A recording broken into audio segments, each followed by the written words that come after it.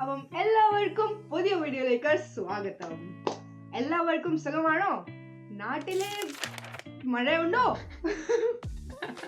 മലയാളമൊക്കെ പഠിച്ചു വരുന്നുണ്ട്. We are so excited right?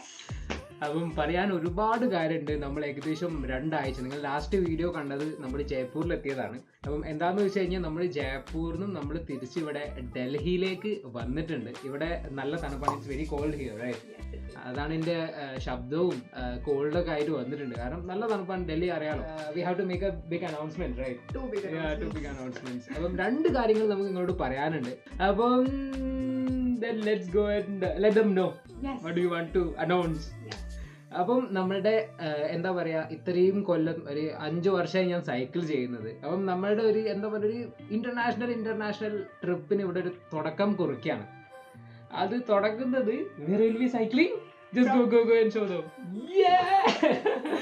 അപ്പം നമ്മളുടെ അടുത്ത ട്രിപ്പ് എന്ന് പറയുന്നത് ഇന്ത്യ ടു സിംഗപ്പൂർ ആണ്.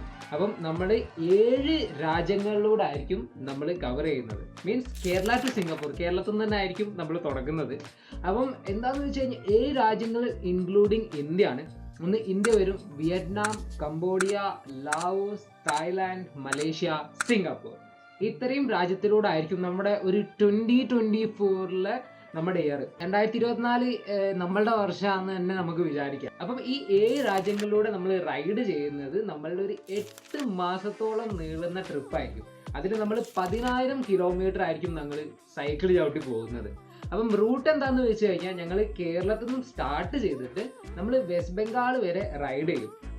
എന്നിട്ട് അപ്പോൾ നിങ്ങൾക്ക് അറിയാം, ഞങ്ങൾ ലാസ്റ്റ് ഇപ്പോഴും മ്യാൻമാർ ക്ലോസ്ഡ് ആണ്. അവിടെ ഈ ഇന്റേണൽ ഡിസ്പ്യൂട്ട് കാര്യങ്ങളൊക്കെ ഉണ്ടായതിനെ കൊണ്ട് നമുക്ക് മ്യാൻമാറിലേക്ക് അവിടെ നിന്നും സൈക്കിൾ ചെയ്യാൻ പറ്റില്ല. മീൻസ് മണിപ്പൂരിലും പ്രശ്നമാണ്, മ്യാൻമാറിലും പ്രശ്നമാണ്. അപ്പം ഞങ്ങൾ വിചാരിച്ചത് കൊൽക്കത്ത വരെ റൈഡ് ചെയ്യും. എന്നിട്ട് അവിടുന്ന് ഫ്ലൈറ്റ് എടുത്തിട്ട് നേരെ പോകുന്നത് നമ്മൾ വിയറ്റ്നാമിൻ്റെ ക്യാപിറ്റലായ ഹനോയിലേക്കായിരിക്കും.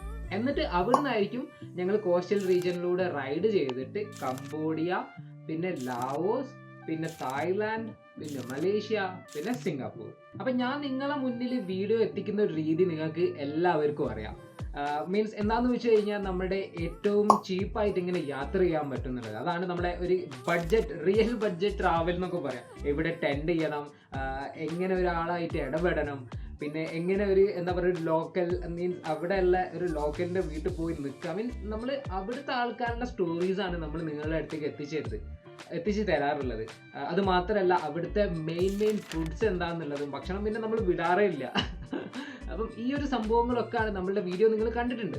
അപ്പം നമ്മുടെ K2K, കേരള ടു കശ്മീർ, ഞാനും മുടിയനും പോയ സമയത്ത് നമ്മൾ അതന്നായിരുന്നു. ഒരുപാട് പേര് നമ്മുടെ K2K വീഡിയോസ് കണ്ടിട്ട് നമ്മളുടെ അടുത്ത് പറഞ്ഞിരുന്നു, നിങ്ങളുടെ വീഡിയോ ഉണ്ടായതുകൊണ്ട് നമുക്ക് ഒരു റെഫറൽ മാതിരിയാണ് അവരെടുത്തത്. ഒരുപാട് പേര് മീൻസ് ആ ഒരു സമയത്ത് ഞങ്ങളായിരുന്നു ആദ്യമായിട്ട് Kerala to Kashmir full document ചെയ്തത്.